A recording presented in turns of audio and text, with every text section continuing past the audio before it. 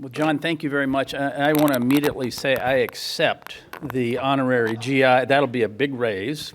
I'm really pleased about that.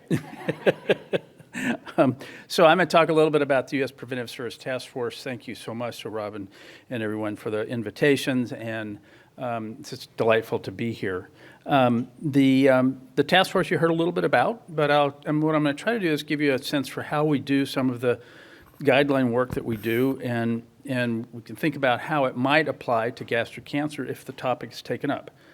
I'm no longer on the task force, but I was chair, as John said. These are my views, and I just want to acknowledge the folks in the task force as an incredibly hardworking group, and our colleagues in CISNET, some of whom are here. I'll be showing you a lot of their work, which we use for our major cancer guidelines, and it's absolutely invaluable. So I'll give you a little bit of background, and then just two examples, colorectal cancer and lung cancer. So let's start by just describing what the task force is. We make recommendations for clinical preventive services for primary care clinicians. 3 areas: screening tests, counseling, and preventive medications. So screening tests would be cancer, of course, many different cancers, but also screening for infectious disease, screening for alcohol use, screening for depression. They just recently have a draft out on screening for anxiety. Counseling, these would be maybe weight loss or lifestyle. Preventive medications like statins, aspirin, and others. So those are the 3 main areas that we work in. And our recommendations apply to people who have no symptoms, no signs. So in colorectal cancer, for example, you've heard probably many stories about people coming in that are young and have some kind of symptoms and they don't get screened. Our guidelines would not apply to that person at all. Those people should be evaluated based on how they present clinically. So we assess the evidence and we try to judge the magnitude of the potential benefits and harms of any preventive intervention. Most do have harms. And of course, we hope they have benefits as well. Then we make a judgment about the certainty of those estimates or judgments about benefits and harms. So these 2 main dimensions are what we spend most of our time on. And what we're trying to do here is to judge the net benefit of a preventive intervention. That is, think of it as benefits minus harms. And we're trying to judge the balance of those and of course, our certainty. Once we do that, that leads to a grade, and Howard talked about this a little bit. I'll just go through these for a moment. So if you look here, there are 2 dimensions here. The first column is the certainty of net benefit. So that's about how confident can we be in the estimates that we made. It's really a question of how good is the evidence.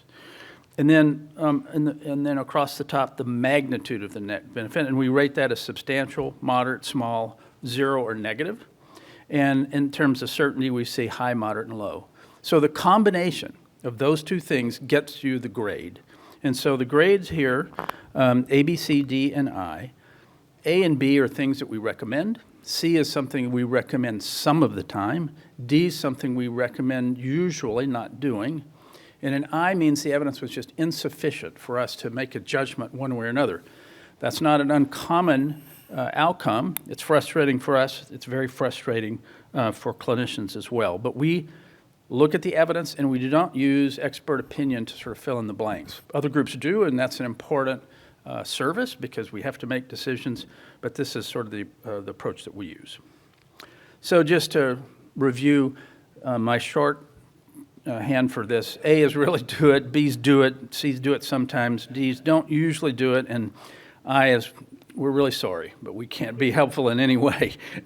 We try to still be a little bit helpful. We talk about the evidence and the gaps, et cetera. So why do these grades matter? And Howard alluded to this. First of all, they summarize our view on whether a service should be offered. As of now, the Affordable Care Act requires insurers to cover without copay any service rated as an A or a B by the task force. I say that as of now because about a month to 6 weeks ago, a court case in Texas may overturn this. So a group sued because they did not want to follow one of the guidelines in the task force, which is a recommendation for pre-exposure prophylaxis for people at high risk of HIV. They said it impinged on their religious beliefs, and the court ruled that the task force members are appointed unconstitutionally. It's a very interesting administrative law angle on this. It'll be appealed, of course, but it's quite concerning, because if it stays, it would remove the protection that the Affordable Care Act provides by requiring insurers to pay for preventive care. So that could be in jeopardy, unfortunately. But as of now, payers are very interested in our guidelines and parse them very carefully, and we try to be very careful about what we recommend and how we state it. The nomination process I want to talk about, because gastric cancer has been nominated. So anyone can nominate a topic. There's a website. You could just send it in. But Rob and colleagues did send in 2, gastric cancer and screening for Helicobacter. There's a very complicated prioritization process that takes place. But the first question is the topic in scope? So in other words, is this in the portfolio of the task force or not? And both gastric cancer and Helicobacter screening have been deemed in scope. And so now what will happen with those is that each year the task force gets a list of potential topics and then tries to prioritize them based on burden of disease, the evidence base, et cetera. So we have about 80 to 90 existing guidelines, recommendations, and we update those about every 5 years. So that's a huge portfolio that has to be updated. And so any new topic gets rated relative to the existing recommendations in terms of what's the priority and which ones do we adopt and try to make a guideline on. So I hope gastric cancer will make it up to the top, but of course we won't know that for a while. So the prioritization is not just based on new topics, it's new topics and old topics. And the task force is working on 25 or so guidelines simultaneously.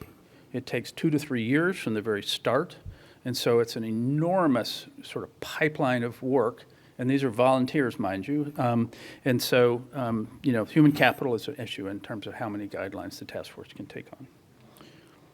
Be happy to answer questions about that. So now I'm just going to turn to 2 examples to give you a sense for how we would do this, or do it. And I'll do colorectal cancer screening first. As you all know, second leading cause of death, most frequently diagnosed in people over 65.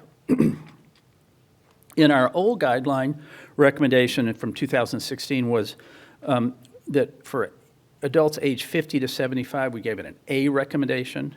And for adults 76 to 85, we gave it a C recommendation. So the C recommendation, again, is do it sometimes.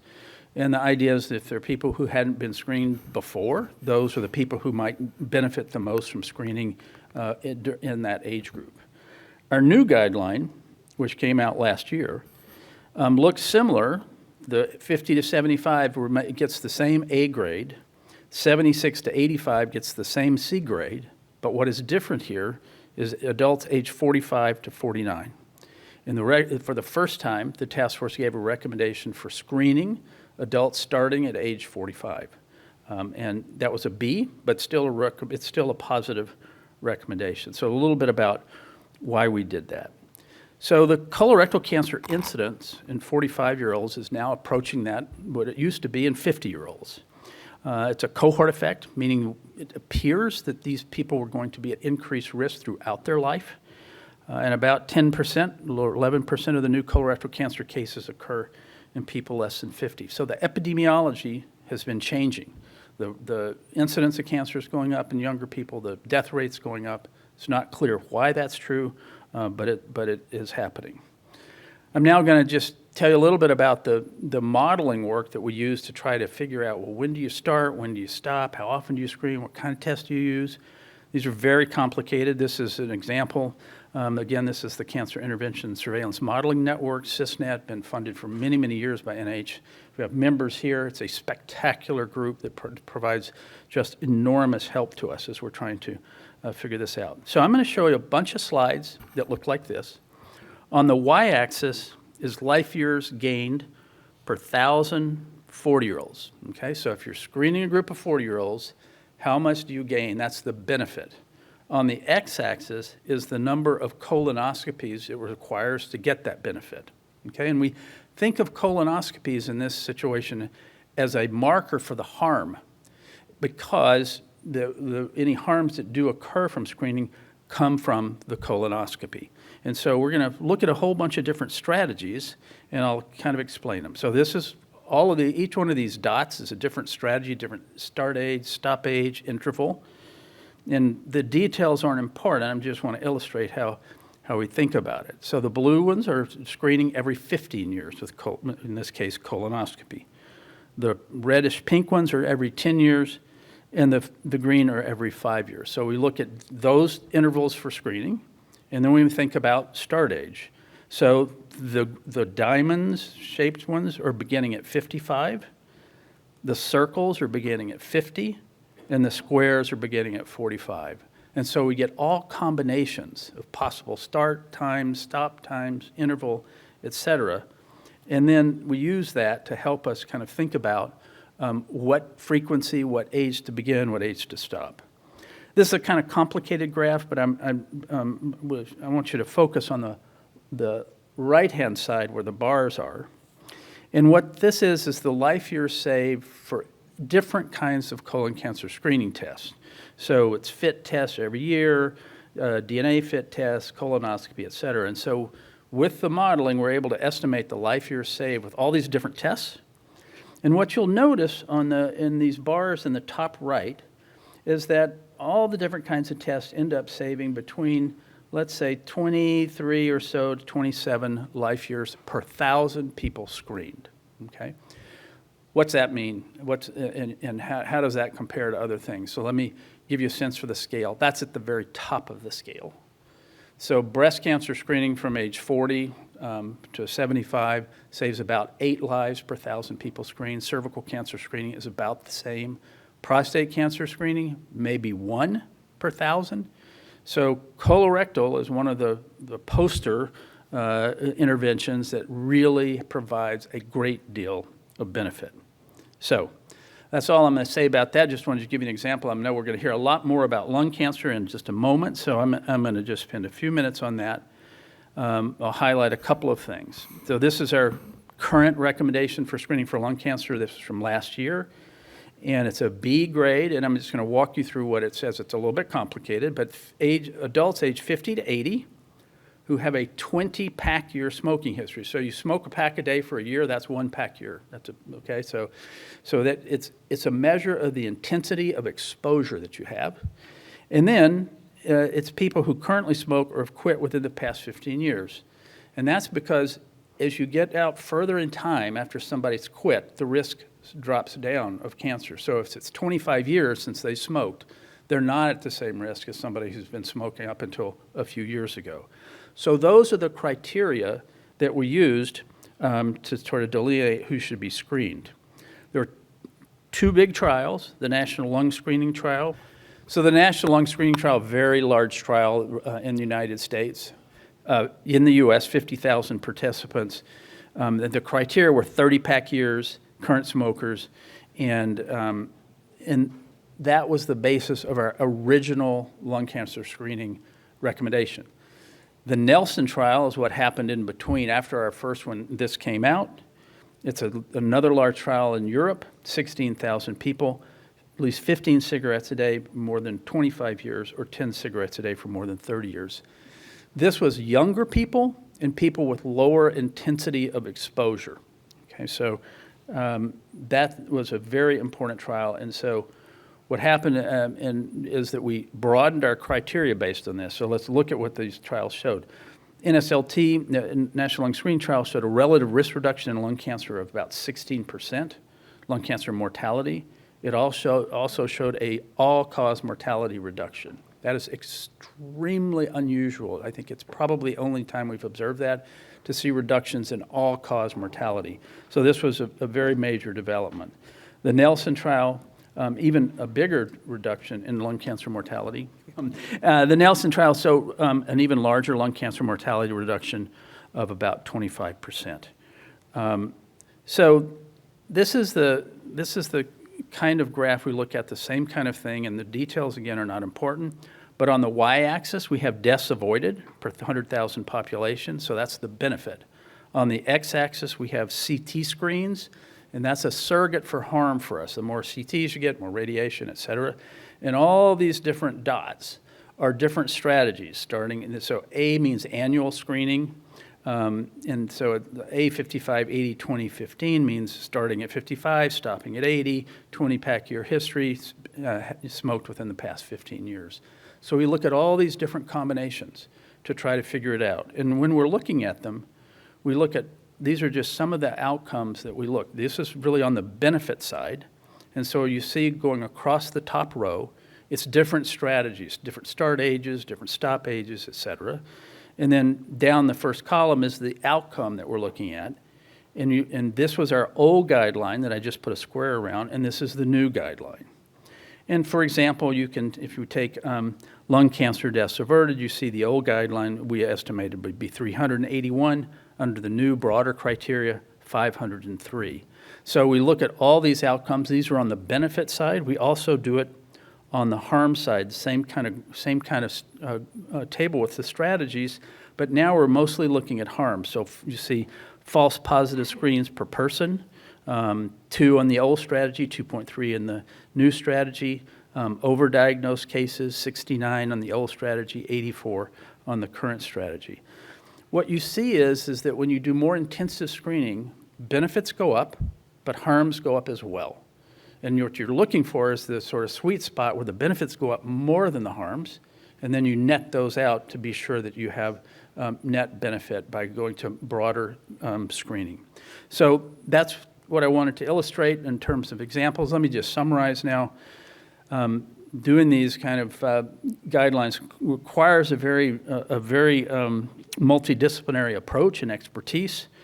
The most challenging of our guidelines almost always involve very complicated trade-offs between the benefits and the harms.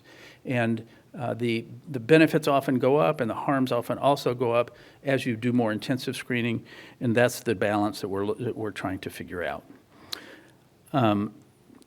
Many preventive interventions work, of course, and have very important benefits, but most also have some degree of harm. Sometimes they're quite significant, and so we have to consider both when we're making these recommendations. So should gastric cancer make it, it's likely it'll go through some kind of similar process if the task force prioritizes it.